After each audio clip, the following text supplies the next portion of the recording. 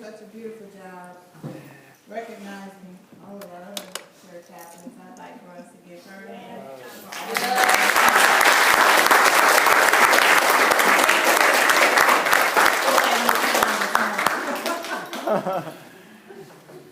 Thank you so much.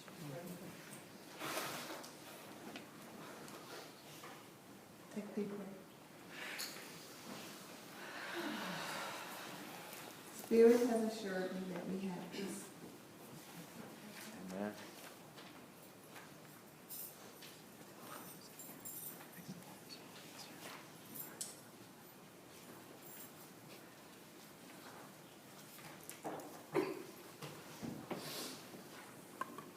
So good morning. Good morning. I feel better now. I'm excited, and to be honest, a bit nervous, terrified about speaking to you today. I'm so out of my element. If you told me 2 years ago that I'd be standing here giving the Sunday message, I would have thought that an impossibility. But then again, I thought the same thing about being president of the Board of Trustees. 2 years ago, my mantra was, I come for the message. And if you know James McNeil and you ask him that, he'll say, I would tell him, I come for the message. And his thing to me was, you need to come for the whole package. And so here I am. I've always heard that God has a greater plan for us than we have for ourselves. And speaking to you today is obviously part of that greater plan for me, as is serving on the board. It occurred to me as I was preparing for this talk that because I committed to becoming a licensed Unity teacher last year, it probably is a good idea to get some practice speaking to the congregation. As you can see, the title of my talk is Blinkers Are a Blessing and All is Well. For my lesson today, I will focus on the ... between the blinkers are a blessing and the all is well. And by the way, I took that picture. Let me begin by defining terms that I'll use in this talk in order to ensure that the message I deliver is as close to the message as I'm trying to deliver as the message that you receive. How many of you have ever played the telephone game? Okay? If you know, the message that is the first message that is sent often is changed by the time it gets to the end. Some of that change is because of terminology misunderstandings. Some of it occurs because people couldn't hear what was said, so they just make it up. Happens in life too. So for this message, I want to talk about terms that I'll be using.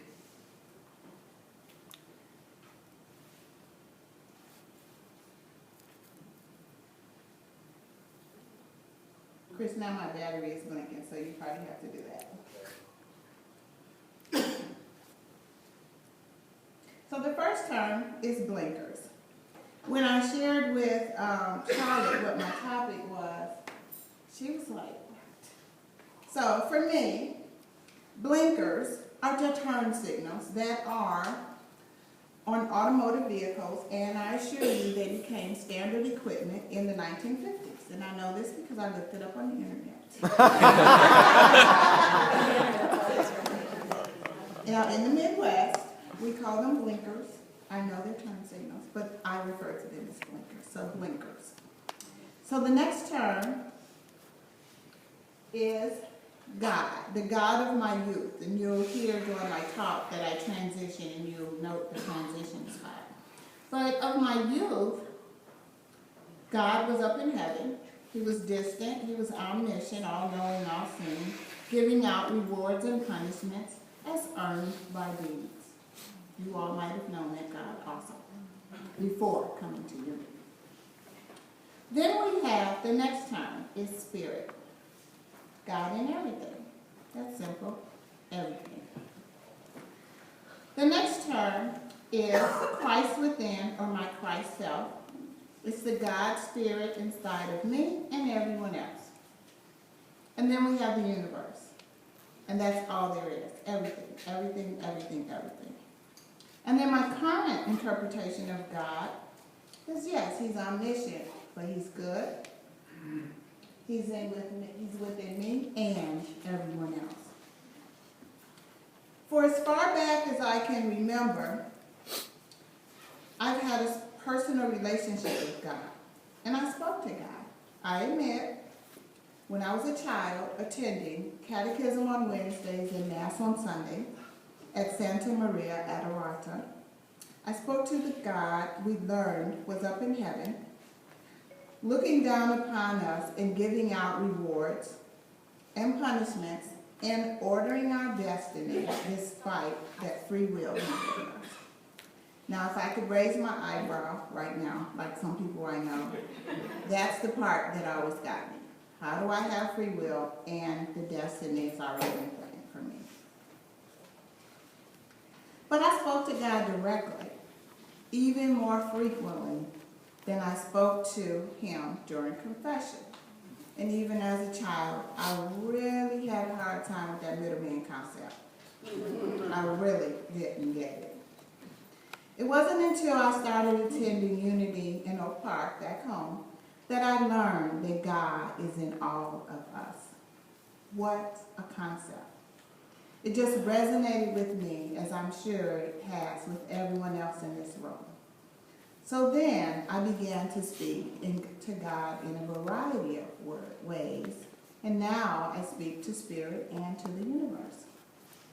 In addition to being told that God has a greater plan for us, I've also known for some time that Spirit speaks to us constantly, whether or not we hear and or heed the call. The message is there. So even though I was not consciously thinking about delivering a Sunday message somewhere, my unconscious mind heeded the call, and Spirit gave me the idea and title for this talk last July as I was driving down the highway heading toward Chicago. I expect at least some of you have experienced this, but as I was making this 800-mile trek across the country, I became a bit upset at the number of drivers who darted from one lane to another without using their blinkers. I was especially perturbed when those drivers darted in front of me, closing up what I had left as my safe stopping distance, 3-second rule, between my car, and the one in front of me. Anyway, when one driver darted in front of me so quickly I almost hit his car, I shouted out, "Blinkers, mud!"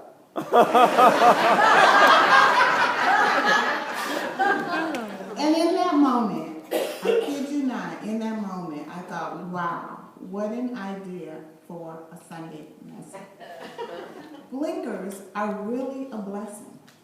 They are a blessing to driver A because used correctly, they can signal to other drivers the decisions made by driver A.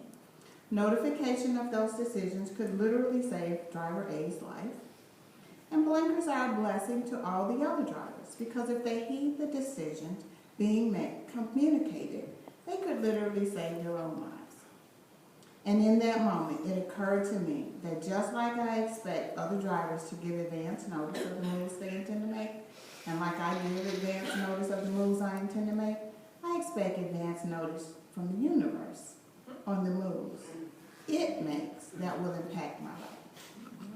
I don't know about you, but I talk to God on a regular basis. Oh, I thank God for allowing me to wake up in the morning, and I thank God for the blessings He gives me every day. But I also ask for guidance and advance notice on events which will tremendously impact my life. Often, not trusting the signs I see, some may call them coincidences or whispers. I've even asked for billboards or telegrams from God to help me make the right choices, because I don't like to make wrong choices. I suspect my fellow board members have figured that out about me.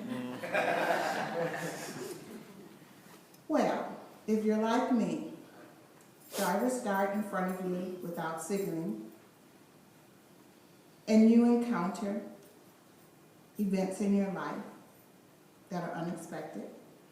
And initially, you may think or shout out like I did, blinker's mug, or what the heck, what in the world, or anything else that you may say. But the reality is, whatever happens, it's done. Sometimes we get a signal, sometimes we don't. Sometimes we get dinging lights and blinkers or waving flags. Sometimes those indicators are for events that are good things, that we view as good things, or sometimes they're desires from the heart alerting us to things we need to do, tasks we need to accomplish. And no matter what, the truth is, it's not the event or the circumstances that is the matter we should deal with. It's how we respond to those situations or occurrences that ultimately determines the outcome. So what next? What do you do when unexpected events occur in your life, especially those that make you uncomfortable? It's probably no surprise to anyone who knows me that many of my favorite resources are written words. Today I'm going to share with you a couple resources that I use, and the goal of those resources is to help me access what we all already have at our fingertips. Raise your hand. Put your fingertips right here. Everything we need to know is already inside of us. Everything we need to know is already inside of us. And we often forget. One of the resources that I use, and the resources I use are to help me get where I need to go. But one of the resources I use is a book that I read when I was 17. That book changed my life. The name of the book is Your Greatest Power, and it was written by J. Martin Cody. I was so awed by what that book had in it. 61 pages. And of course, this is the version that looks like now. But when I found it, it looked like that. Nothing that would capture my attention except your greatest power. What is my greatest power? If you can imagine a teenager thinking, wow. Anybody seen that book? We're getting that book for the bookstore. The book is about how thoughts create your reality and how we have control over our life with the greatest power, which is the power of choice. The power of choice. Now, I'm sure when you were a teenager or a youngster, your parents would tell you the choices you make relate to the consequences. The choices you make relate to the punishments. And my parents told us that too, but I never knew that the choices I made, even as simply as what I chose to believe, could really impact my life. And I'm going to give you an example that struck me when I was 17 about something that had occurred in my life when I was 10. My teacher had given me a scholarship, a ticket to go see the Nutcracker on the bus with the trip because my parents couldn't afford to send us. Well, even at 10, I thought, it can't be. This is too good for it to be a reality. It couldn't possibly happen. This can't happen to me. Guess what? That Saturday morning that I was supposed to be at the bus, I overslept. And I missed the bus. And so I didn't see the Nutcracker with that scholarship. And I never told Mr. Simon that. And I've seen it since. But it wasn't until I read that book that I thought about the choices I had made in my life that had impacted the consequences. And I thought about telling myself how, I don't know, I wasn't good enough to see the Nutcracker, the event wasn't good enough for it to happen, but I realized I had caused that. And that's a lot of responsibility. Herman Clark talked about that responsibility we have to take for our lives. So anyway, that book, as I said, changed my life. And it made me really aware of the choices I would make. It made me really aware of everything, just everything. It just really, as I said, changed my life. And I kept that book and I read it over and over again for over 20 years until I actually let a student read it. I lent it to a student and I never got it back. And at first I was really upset because that book meant a lot to me, meant a lot to me. But finally I said, if it can change his life or someone else's life, that's okay. That's okay. And recently I began looking for it again. And I really thought it was written by Lee Iacocca. But I finally found, without looking for the title, without looking for the author, I found the title. Amazon has it. I've already ordered the hard version like I had, so I can have that again. But that book, as I said, changed my life. And it was the first place that I had ever read or heard anything about choices and how those choices affect the outcome of our lives. And it made me see that I did really have free will. And the consequences I received were just that. Consequences for those choices I'd made. They were not punishments meted out by God. And it also made me understand that it wasn't about the event that occurred in my life that was important. It was how I responded to that event. To put this in perspective, as I said, I read this book when I was 17, which was about 15 years before I came to Unity. So it's no wonder how I felt like I was coming home when I found that Unity Church. It just resonated with me. But even before I arrived at Unity, I found the Serenity Prayer by Reinhold Niebuhr. And I live by this prayer daily. Now, most of us are familiar with God grant me the serenity to accept the things I cannot change, courage to change the things I can, and the wisdom to know the difference. But I tell you, I had never seen the last verse, which apparently didn't get printed on the first publication because it was too long, for whatever it was.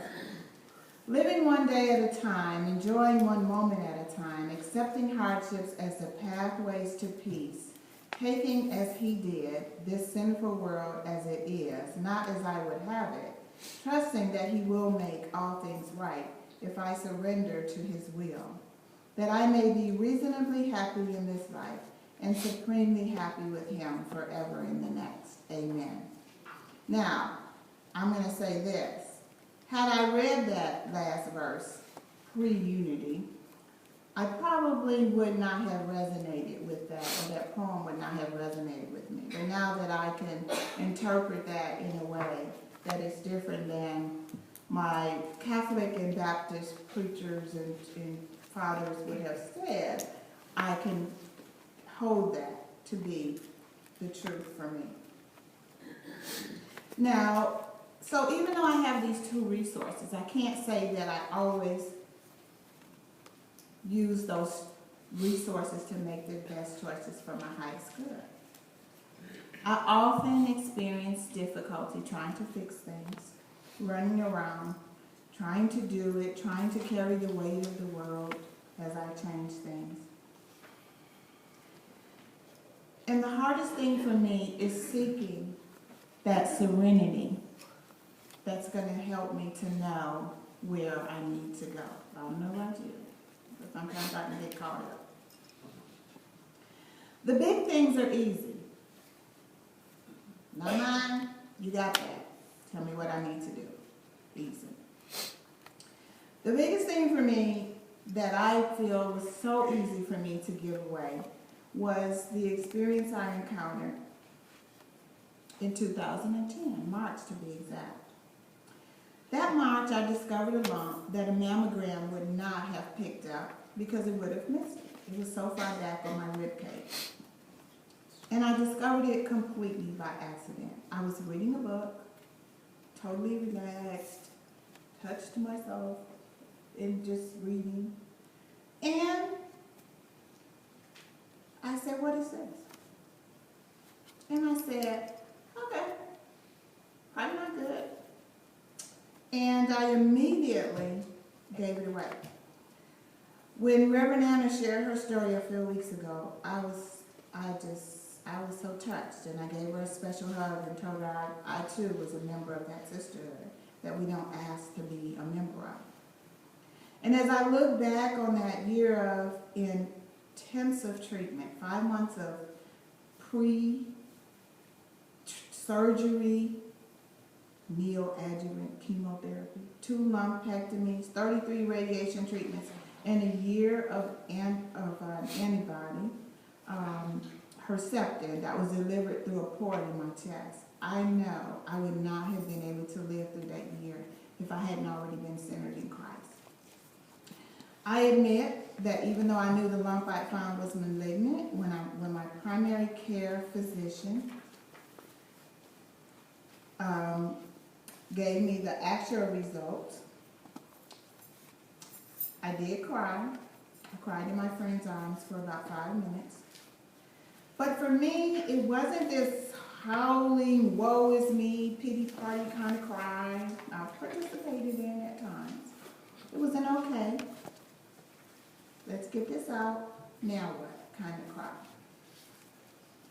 And then, apparently, there was a mix-up in scheduling my first appointment after I met with the surgeon because I ended up in the office of the radiation therapy.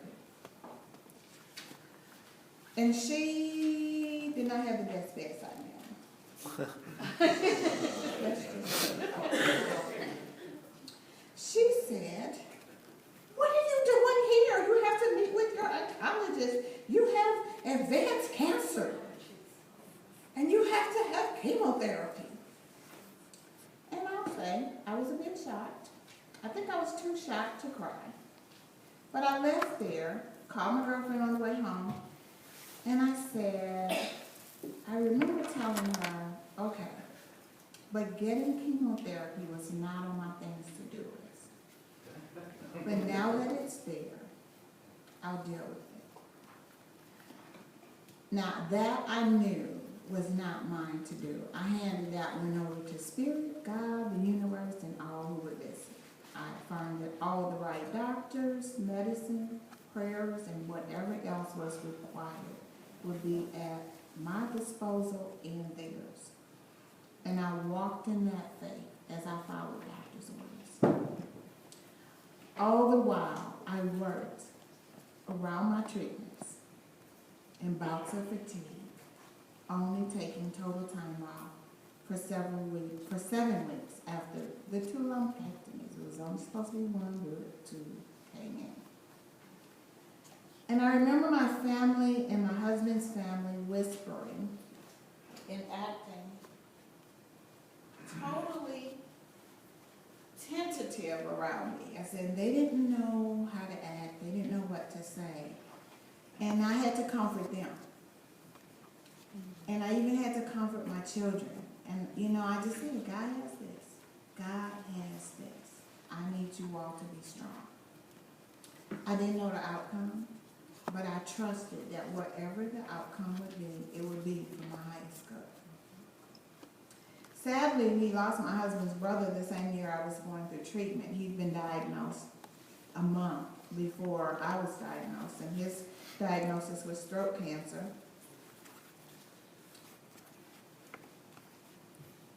And as he was going through his treatment and after he made his transition, my family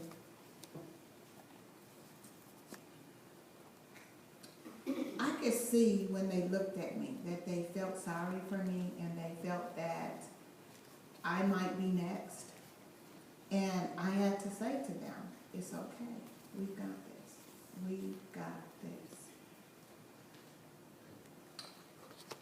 And now, when I went through my treatment, finished everything, my oncologist and the nurse practitioner said to me, your attitude contributed to your recovery. Your attitude was really part of what happened. And it amazed me that doctors would say that. But I have faith that it would be done. It would be done, and it was done. And now my doctors say that I'm in remission, and I say it's gone. It's gone. It's not there anymore. And I'll tell you that one of the things that I realized was that I was in a job that paid very well, that was causing me angst and stress and just so much. And you know what? And I couldn't write. And you know what I said? I don't need this. I do not need this. And I walked away from that job. And I make half what I made then, now. But I'm happy. And I'm writing. And I have time to come here and give back to unity and to grow my spirit even more. And I thank you all for giving me that opportunity. Now, as I said, I didn't need a blinker for that one. That was good. That wasn't mine. That was somebody else's. Do your part, do my part, tell me what I have to do. The ones that get me are the ones that I think I am in control and I need to be in control. And one of those times just happened last week as I was preparing for this message. I don't know about you, but sometimes I can work myself into a tizzy. I can become devastated, I can hyperventilate, and I can almost crawl into a hole. And when I find myself working myself into a state like that, I have to tell myself, calm down, lady. Calm down. Let's look at the situation. What in this is yours to do? Because everything is not mine to do. So that's what we have to do. What is ours to do? What is the lesson I can get out of this? What is mine to do? How can I get the resources I need to move forward? It sounds simple. It doesn't always happen that way. So the situation I experienced last week was related to a car accident that I had in October. I was actually on my way to meet Julie. And I merged onto Business Highway 29 into Driver B's lane, and he hit me. I had my blinkers on, but it was a rainy, dreary day, and I hadn't seen him as I merged onto the highway. Anyway, no one was hurt, but Driver B's car had a minor ding, and he was not happy with us driving to the station to make the accident report. So this officer, we had to call the police, and they had to come out and look at the scene and all of that. And the police officer said, in a case like this, we normally would not give a ticket, but this driver is requesting that I give you a ticket because the driver had shared with me that somebody had hit him before, and he had not, the person didn't have insurance. we'd already exchanged all that. I've taken pictures, already uploaded them to my account, but he wasn't happy. But the police officer said, all you have to do is bring proof to court that your insurance company will pay for the driver's repairs. I said, okay, I can do that. I know how things happen with the insurance company. My daughter had an accident last December, so I was familiar. Every step of the way, they would notify me what's happening. They would put all these documents on my online, whatever you call it, and I could go print out anything I needed, right? So I had a court date last Thursday. That was the second court date because I had to reschedule when my daughter had surgery before. So I had rescheduled. And the problem for me began when I only checked my online account the night before the rescheduled court date to download the papers I needed. I knew that things were in the works because I'd been notified when the appointment had been scheduled. I'd even called driver B to tell him, apologize again for merging into his lane, and to tell him I knew his car was going to be fixed. But the papers weren't there. It's midnight, the day before my court date. I'm in the midst of getting ready for my first day of class. And the papers weren't there. They weren't in my email. They weren't in whatever you look for in the USA thing. That's when I automatically went into my tailspin. Why didn't I check before? Why didn't I wait until the last minute? Oh, woe is me. I'm going to have to pay the ticket. My insurance will go sky high. And so on and so on. Trust me when I say I could feel myself getting sick. I felt like my chest was going to explode. My heart was racing and I was hyperventilating. Now, I've never been diagnosed with panic attacks, but I can tell you that was a panic attack. I could not even believe the emotional turmoil that I was causing myself. And I hope none of you ever does that. So I posted a message. As I said, it was already after midnight. Knew they weren't going to get it. The person was supposed to come in at 8 o'clock the next morning. Okay, I'll go to bed. I'll get up. I'll call at 8:10. I'm going to call right at 8 o'clock because they got to get to their desk, settle down, get their coffee. And then I'll call, find out what's going on, get them to send it to me. Maybe they'll fax it to me. I've got this whole plan in my head of what's going to happen, right? I've got it worked out. So I wake up in the morning and I call at 8:10, voicemail. I left a message. Okay. And I have to be honest and say, even though I'm feeling this, I'm really good at not projecting that. So I don't call people, it's like, you know. I was like, yes, my name is so-and-so, and I needed this, and we talked about this. So I'm real good at that. They don't know this is going on in the inside of me. I went to bed. I didn't go to bed until 3. And when I did wake up, I woke up an hour later, and that's when I caught myself. What in the world? This is not yours to do. It's not your fault the papers weren't there.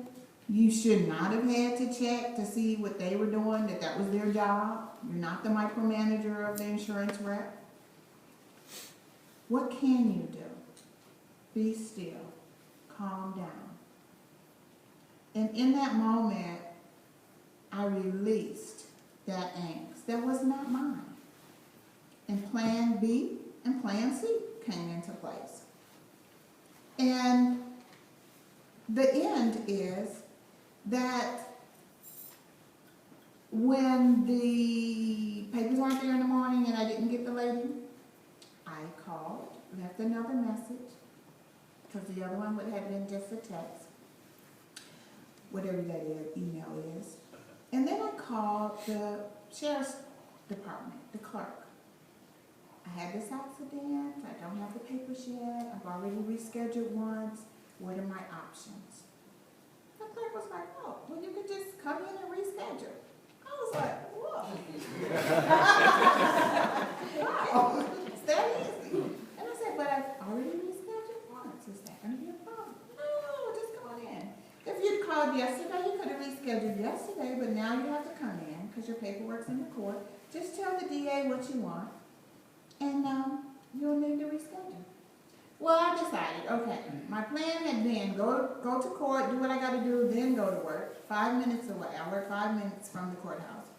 So I said, okay, shift the plan, go to work a little bit, set my alarm, check again to see if the stuff is there. If it is, take it. If it's not, then go and reschedule.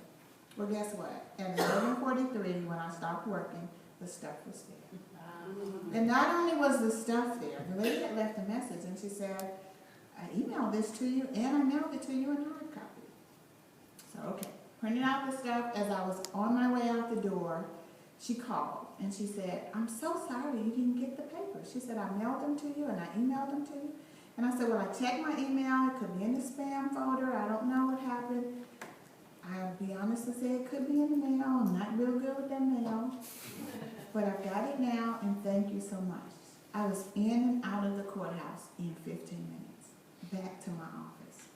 And I thought about all that I had done to myself just in that moment.